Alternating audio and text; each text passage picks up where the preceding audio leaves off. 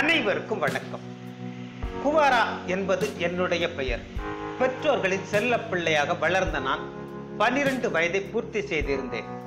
ஒரு நாள் எனது வீட்டிற்கு அருகில் நடந்து சென்று கொண்டிருந்த போது 5 பேர் அடங்கிய கும்பலால் கடத்தப்பட்டேன். அதன் பின்னர் கண் விழித்து பார்த்தபோது ஒரு பங்களாவில் இருந்தேன். கண் விழித்த என்னால் சற்றும் கூட அசைய முடியவில்லை. அந்த அளவுக்கு எனது உடல் பலவீனமாக இருந்தது. எனக்கு என்ன நடந்தது என்பதை அப்போது என்னால் உணர முடியவில்லை.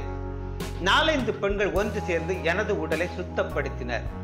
நான் இருந்தது ஒரு ஷேக் வீடு என்பது அப்போதுதான் எனக்கு தெரிந்தது. அவர் என்னை ஒரு வாரம் தனது வீட்டில் வைத்திருந்து அவருக்கு நேரம் கிடைக்கும் போதெல்லாம் என்னை பலாத்காரம் செய்தார். இதில் எனது உடல் பலவீனமடைந்ததால் மருத்துவர் வரவழைக்கப்பட்டு சிகிச்சைகள் மேற்கொள்ளப்பட்டன.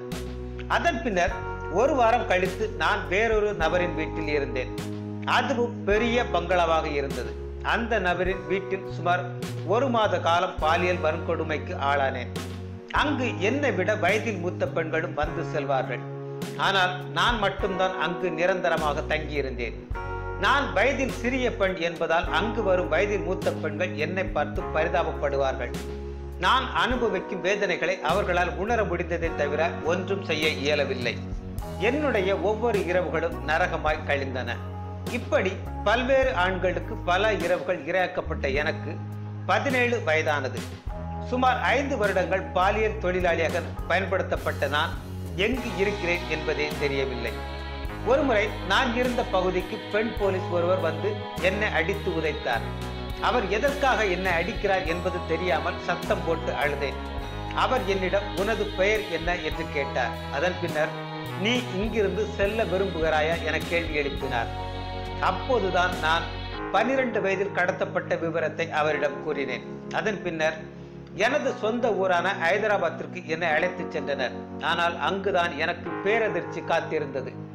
நான் காணாமல் போறதை தாங்கிக் கொள்ள முடியாத எனது தாய் முறையாக உணவு சாப்பிடாத காரணத்தால் உடல் நலம் குன்றி இறந்து போயுள்ளார்.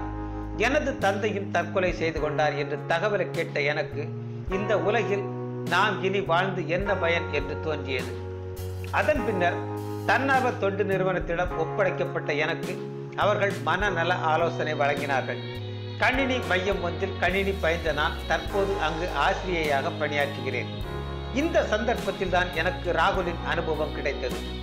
என்னோடு நன்றாக பழகிய அவருக்கு என்னுடைய குணநலன்கள் பிடித்து விட்டதால் என்னை திருமணம் செய்து கொள்ள ஆசைப்பட்டார். எனது பழைய வாழ்க்கை பற்றி அறிந்திருந்தும் அதனை அவர் பெரிதாக எடுத்துக் கொள்ளவில்லை. இருப்பினும் திருமண உறவிற்கு என் மனம் இடம் கொடுக்க மறுக்கின்றது. எனது பழைய வாழ்க்கையை மறந்து புதிய வாழ்க்கைக்குள் நான் எடுத்து வைத்து விட்டாலும் சில நேரங்களில் நான் ஒரு பங்களாவில் இருப்பது போன்று எனக்கு தோன்றி பழைய வாழ்க்கையை எனக்கு ஞாபகப்படுத்துகிறது. அதிலிருந்து முற்றிலும் வெளிவர வேண்டும் என்பதே எனது விருப்பமாக உள்ளது. இதனால் ராகுலை திருமணம் செய்து கொள்ளவும் எனக்கு விருப்பமில்லை. என்னை சூழ்ந்து கொண்டிருக்கும் இருட்டிய எண்ணங்கள் என்னை விட்டு விலகும் வரை விடியலை தேடி எனது வாழ்க்கை பயணித்துக் கொண்டிருக்கும். நன்றி.